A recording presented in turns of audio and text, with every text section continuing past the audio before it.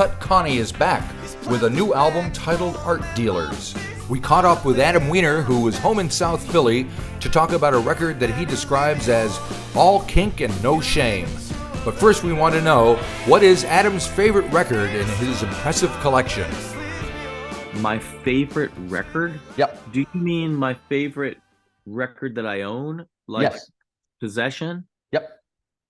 Wow. Well, Marty, I have a very extensive collection of old blues records. So I have a lot of different records of different genres, and I organize things by genre. But I've got, let's see, I've got some real prized possessions in my blues collection. Oh, cool. So I've got like some original first pressings of Howlin' Wolf. Yeah. I have a John Lee Hooker first pressing mono. Yep. I've got a whole lot of early country blues, Mississippi John Hurt, Charlie Patton, Skip Ooh. James. Yeah. And I collect a lot of that stuff. Nice. So yeah, it's hard to pick just one, but if you ever came over my house in Philly and you went through my records, you'd be impressed because sure. I have little niche categories that I sort of specialize in. Cool. Excellent. Yeah. Nice. All right. So we're going to add your Art Dealers record to that collection? Yeah, I already have a copy. Yeah. Believe it or not, this is the first time ever that the records came like a month early. Right. So we actually started selling them in record stores here before the album is out, because the album isn't out till September 8th. Right. A week away or so. And it sounds fantastic. I'm so happy with how this one turned out. Yay. So from what I've read, I read a description that the record is all kink and no shame. Elaborate, please, because that's a good jumping off point, right? Well, like coming out of the pandemic, it's kind of like, whatever fucks I had left to give, they're gone. All right.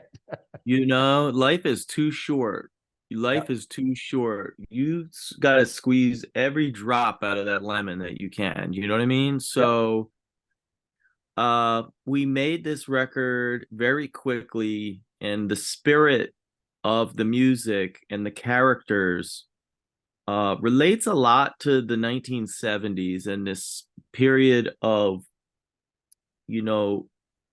sleaze, debauchery, and artistic triumph. That's how I'll put it. Okay. Whether you're talking about music, film, fashion, visual art, all these different artistic movements that were happening in the 70s that were often in the shadow of economic depression, Yep. oppression from different, whether it be because of gender, sexual orientation, race, demographic changes, whatever it was, there was so much blight and tension and malfeasance in the 70s, and so much great art happening at the same time. Yep. And I really wanted to focus and capture that energy of people that just live a very fast life. They live an art life, and they just absolutely go for it. Yep. 100% swing for the fences with what they do, and they pay the price later in life if they make it to late in life. And I've met a lot of people over the years who were around for these amazing art movements in the 70s, and their circumstances today are rather unfortunate. They don't have any money. No one remembers them. Their era has passed, and yet their stories of that time period are filled with so much passion and very little regret. Yep. Yes, and speaking of that, I believe Lou Reed is kind of overseeing this record as well. Speaking of, Lou has always been my hero, right? But this is the first time that I did a whole album on and when I finished, I said, God damn, it's like Lou was sitting on my shoulder the whole time. Yeah. Because I was going places with the songs and with the music and the characters and the writing that a younger version of myself would have been too afraid to go there. Uh-huh. Whether it be in terms of the gender dynamics, the politics, just the honesty of it. And Lou is probably the most fearless songwriter that I know of. Mm-hmm. He absolutely just did what he felt. He said what he wanted. Yep. And it still shocks. A lot of his music's still shocking to me. I was listening to the New York record the other day and thinking, this is an album from almost 40 years ago where he's talking about Trump, he's talking about Giuliani and what they're doing in New York City. He's talking about mass shootings and gun control. He's talking about abortion rights and the rise of the Christian right with Pat Robertson. He's talking about environmental crises and the extinction of certain animal species. He's talking about bigotry rising in the United States. He's talking about all these things that are absolutely right on the edge of what we're dealing with right now. Yep. He was talking about it then. Yep. He was talking about the changes that were happening in New York City then that we are becoming aware of now. Gotcha.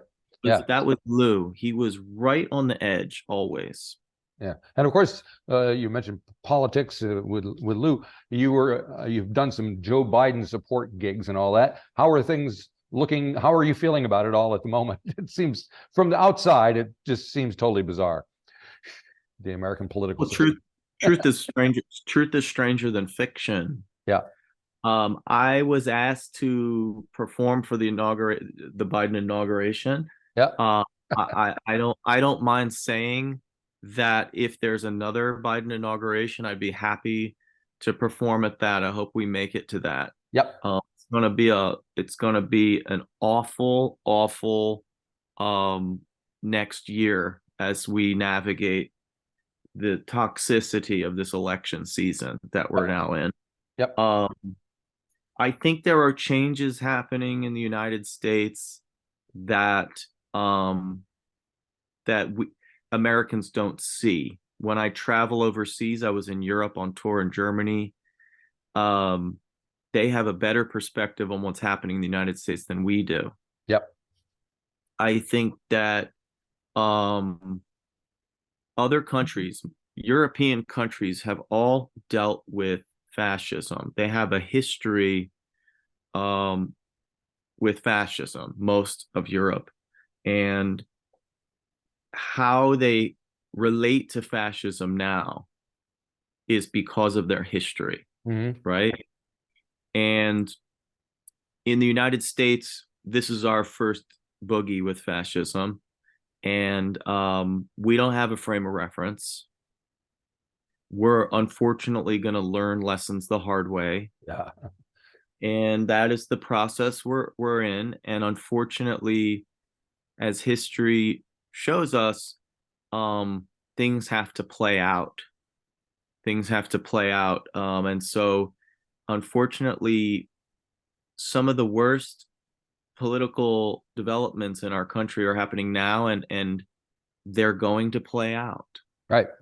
I'll be trying to hold the line for democracy and for a lot of hard-won fights that have happened over the last century. Right. Just to hope that we don't roll backwards too far. Gotcha. All right. You were kind of leading me into this Whips and Change tune that you have on the record, which is, I think it's my favorite track on the record because it's a rocker, kind of garage rocker, but it's also politically charged as well. Plan for me, I know they got a plan for you. We're gonna do the things, whatever hell they wanna do. You're only P's and Q's like a real good guy. When an iron fist comes across the sky and it dropped the hammer, they had to in the winds and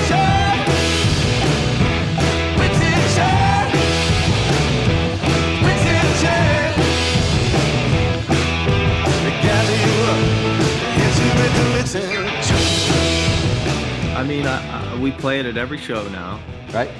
And what can I say? I mean, we're talking about issues, political issues in the United States, but the truth is, there are issues, societal issues, political issues that are as old as time, as old as society, that go back millennia. There's always going to be a struggle for underclasses. There's always going to be economic disparity. There's always going to be different levers of control and power. There's always going to be a Putin on the global stage, unfortunately. Right. Yeah. Right. And so, when you talk about songwriting and you talk about how different people write songs, I look at a songwriter like Bob Marley. Bob Marley wrote songs in the 1970s, 50 years ago. He was writing songs, recording songs, and Marty, you can go anywhere in the world. You can go all over the world, especially the third world. Yep. And you're going to hear Bob Marley songs now. Well, he's huge here in New Zealand. He performed here, I think in 79 or 80 or somewhere along that. And it's still talked about every day here. I mean, I think like the second coming. You may disagree. It's an argument that we could have, but okay. I believe that Bob Marley on paper is the biggest artist in the world. Because I don't mean the biggest pop artist. Yep. I don't mean the most sold or the most radio, but Bob Marley is, I think, resonates in the most countries in the world. Right. Because you can go to Africa, you can go to Asia, you can go to the, Pacific Islands, you can go to South America, Central America. You're going to hear Bob Marley. You're going to see his face and you're going to hear his songs because yep. he wrote about, struggles that are, unfortunately, will always exist with humanity. Yep. And so with Whips and Chains, it's a song that maybe is specific to this time and place, but I'm really talking about issues that have been going on since the beginning of time and will continue to. Yeah. Very good. Now, musically, this one, like I said, Whips and Chains is kind of a rocker, psychedelic garage band thing. There's all sorts of styles on the record. One of the styles I liked is Are You Gonna Run, which had, to me, kind of had this girl group kind of vibe to it, early 60s kind of thing happening. Well, you nailed it because I had Ronnie Spector in mind for the song. I really wanted to hear Ronnie sing that song. Yeah. Well, you move away, I start getting old. Are you gonna run? Are you gonna run from the baby? I think that song, it in its inception was for a woman to sing and for an older woman to sing who's been through all kinds of shit. And Ronnie had this girlish voice, but she had a world weariness to her voice. Right. Yep. She was a tough girl and you could hear that she'd been through some shit in her life. And I wanted Ronnie to sing it, but we didn't get to her in time. And then, like a lot of songs I write where I think of a female voice in mind, then I have to say, can I do this song justice?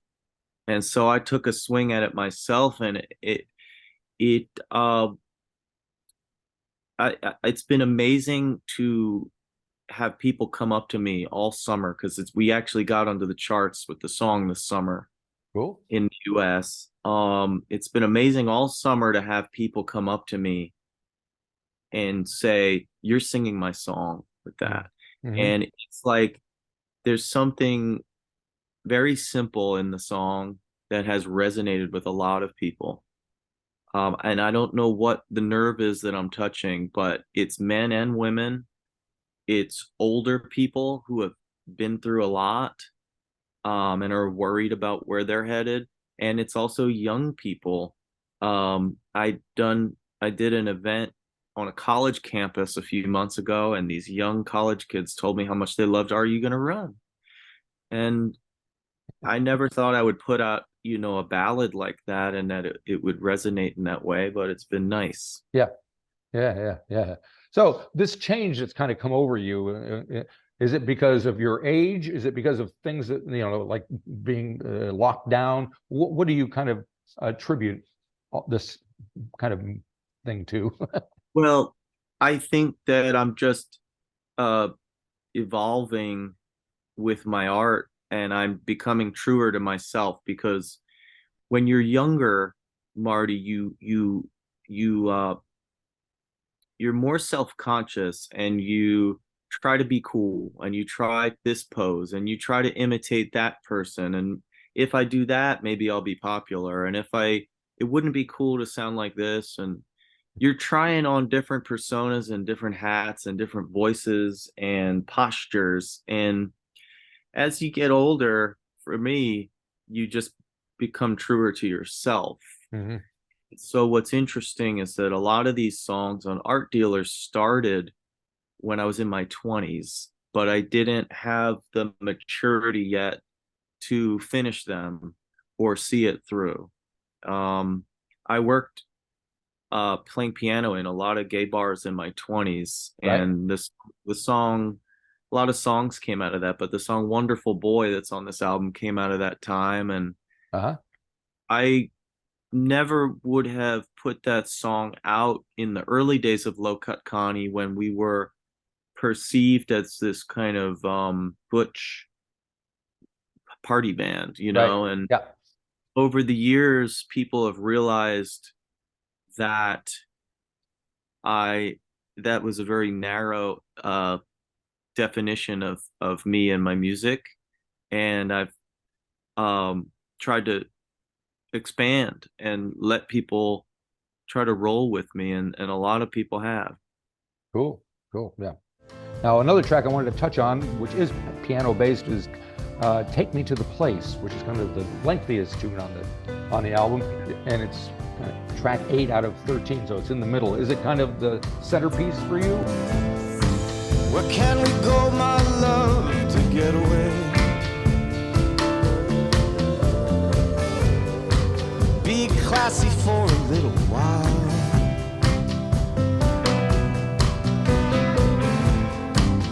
We could change the menu every day. We could glide across the tile. There is some kind of cathartic thing with that song. I had Grace Jones in mind with that song. Again, I'm often writing with a female voice in mind. Right. Then it has a very interesting effect when I switch it back to my own voice, if you know what I mean. Yep. And there's something about what I was trying to explore with the album that's like the decadence of the period, but there's such a streak of sadness and alienation in it too. If you see the film Paris is Burning, all about the drag ball scene in Harlem in the early 80s, as the city is changing, HIV is rising, and you'll see this beautiful kind of decadent pageantry of the drag scene married to absolutely depressing circumstances for these people. Homelessness, HIV, and extreme poverty. And so I try to capture that dichotomy in that particular song. You mentioned a film. You've got like a full-length film that is a companion piece to the record, right? That's cool. We made an Art Dealers film, and I'm very happy to say that it's going to premiere at the Richmond International Film Festival at the end of September. It's going to be screening at the Sound Unseen Festival in Minneapolis later this fall. And we're getting amazing feedback on this film. You know, essentially it is a concert film, a performance art piece, but we've shown it to a lot of people outside of the music industry, and everybody seems to love this film. Cool. It's kind of in the spirit of the Talking Heads film Stop Making Sense, Right. which is a concert film, but so more. much more. Yeah. And you don't necessarily have to have known the Talking Heads catalog to love that film. So we kind of crafted Art Dealers in the spirit of that. And I'm so blown away that we've been accepted to these film festivals and that there's so many people in film world that are responding to it. Right. It won't be out to the public though till 2024. Okay. Well, we'll just have to wait and see. So how much, what did you do other than you appear obviously in the film? Did you have anything to do with the direction? Yeah. I co-directed this film with a wonderful filmmaker named Roy Power. And we shot 3 shows in New York City in 2022. 3 beautiful shows, 2 at the Blue Note and 1 at Sony Hall, which is this beautiful, decadent old Broadway theater. And then we went back, and that was surround sound and 10 cameras. It was just an amazing capture of the energy of our shows. But then we went back through 15 years of live performance footage, going all the way back to before Cut Connie, when I was touring these dive bars and gay bars all over the US. And we peppered in this backstory of seeing these different crowds and these different people that I was performing for 15 years and how it evolved. Very nice, very nice. So, and you mentioned the Blue Note. You're doing you're having a stand at the Blue Note in Manhattan. What the heck? Unbelievable. I know that they would invite such a sleazy rock and roll band to play at the Blue Note. It's so strange, but we're doing 6 shows, 2 shows a night, September 18, 19, and 20. And each show, Marty, will feature a tribute to Lou Reed. Oh, cool. And we're going to have special guests, including Michael Imperioli, right, from The Sopranos and White Lotus, and my friend Craig Finn from The Hold Steady, right, and other guests that we'll be doing these tributes to Lou in the middle of the show. It's going to be a smash. Cool. Do something from Street Hassle. That's my favorite album. I love Street Hassle. I'm not going to tell you what we're doing. Sure. But we are doing something from Street Hassle. All right. Man, I wish I could be there. I'll send an envoy. I have a friend of mine who's around the corner. She might show up. In fact, I'm sure she will. Excellent. All righty. And you still need to come down to New Zealand and do all this for us. That would be kind of cool. You know what? It's time. We got to make it happen. If there's somebody down there with the good sense to bring us down, all right, I'm there. You let me know if there's something crazy enough to make it happen. We've had a couple of really nice offers for Australia. Okay, well, that's good. We can pair them together, introduce New Zealand to what Cut Connie does, which I think would be fantastic. I think the people down there would really like what we do. Yep. I'd be interested to find out. Okay, well, let's make it happen. Very good. I will let you go. Have fun on release day. Rock on. And you're the man. No, you're the man.